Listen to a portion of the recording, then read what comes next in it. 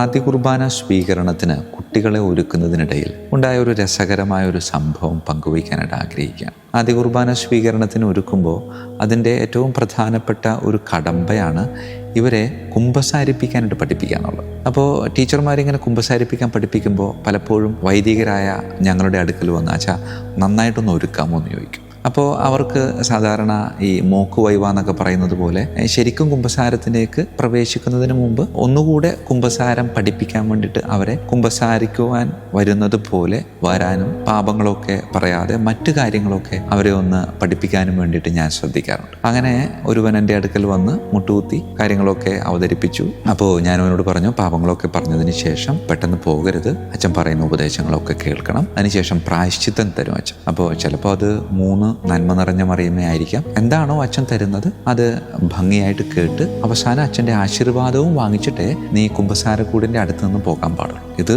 നാളെ മാത്രമല്ല, എല്ലാ ദിവസവും അങ്ങനെയായിരിക്കും. അതിനത് സന്തോഷത്തോടെ അവൻ ശ്രവിച്ചു, എല്ലാം കേട്ടു. അതിനുശേഷം പോകുന്നതിന് മുമ്പ് ഞാൻ ചോദിച്ചു, എന്തെങ്കിലും നിനക്ക് സംശയമുണ്ടോ ഇതുമായി ബന്ധപ്പെട്ട്? അപ്പോൾ അവൻ വളരെ നിഷ്കളങ്കമായിട്ട് എന്നോട് ചോദിച്ചൊരു ചോദ്യമാണ്. ഞാനിങ്ങനെ അവനോട് പറഞ്ഞല്ലോ, ചിലപ്പോൾ പ്രായശ്ചിത്തമായിട്ട് 3 നന്മ നിറഞ്ഞ മറിയമയോ അല്ലെങ്കിൽ വേറെ ഏതെങ്കിലും പ്രാർത്ഥനയോ തരുമായിരിക്കും. അതിൻ്റെ പശ്ചാത്തലത്തിൽ അവൻ എന്നോട് ചോദിച്ചൊരു ചോദ്യമാണ്, ആച്ചാ ടീച്ചർ ഞങ്ങളെ പഠിപ്പിച്ചപ്പോൾ 1 നന്മ നിറഞ്ഞ മറിയമേ പഠിപ്പിച്ചിട്ടുള്ളൂ, ബാക്കി 2 നന്മ നിറഞ്ഞ മറിയമേ ഞങ്ങളെ പഠിപ്പിച്ചിട്ടില്ല അച്ഛാ. അപ്പോൾ ഞാൻ എന്ത് ചെയ്യുമെന്ന് ചോദിച്ചു. പ്രിയമുള്ളവരെ, അവൻ്റെ മുമ്പിൽ എനിക്കൊന്നും പറയാനുണ്ടായിരുന്നില്ല. ഈ കുട്ടികളുടെ ചില നിഷ്കളങ്കമായ ചില ഇടപെടലുണ്ടല്ലോ, അത് നമ്മളെയൊക്കെ വല്ലാതെ ചെറുതാക്കി കളയുമെന്നാണ്. ഈ നിഷ്കളങ്കമായ ഇടപെടലിന് നമ്മളൊക്കെ ഒരുപാട് ഇനിയും വളരാനുണ്ട്. നമ്മളൊക്കെ വലുതാകുമ്പോൾ നമ്മുടെ കയ്യിൽ നിന്ന് നഷ്ടപ്പെട്ടു പോകുന്ന ഒരു പുണ്യമാണ് ഈ നിഷ്കളങ്കത എന്ന് പറയുന്നത്. അത് മുഴുവനും നഷ്ടപ്പെടുന്നുണ്ടോ എന്ന് ചോദിച്ചാൽ മുഴുവനും നഷ്ടപ്പെടുന്നില്ല, കുറച്ച് മാത്രം നഷ്ടപ്പെടും. അതായത് നിഷ്കളങ്കതയുടെ ആദ്യത്തെ പാദം അല്ലേ, ബാക്കിയുള്ളതെന്നാണ് കളങ്കത. നമ്മളിലൊക്കെ ഈ കളങ്കത ഇങ്ങനെ മുറ്റി വളർന്നുകൊണ്ടിരിക്കുകയാണെന്നാണ് പറയുന്നത്. പ്രിയമുള്ളവരെ,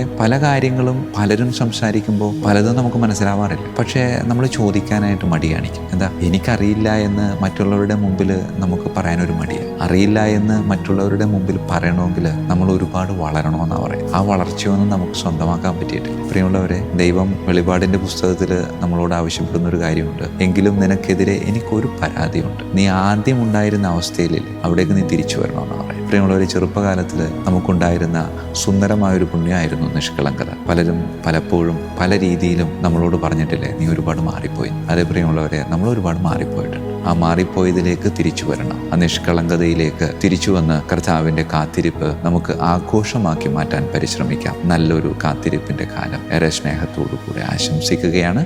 ഈശോ മിശിഹായിക്കും സ്തുതിയായിരിക്കട്ടെ.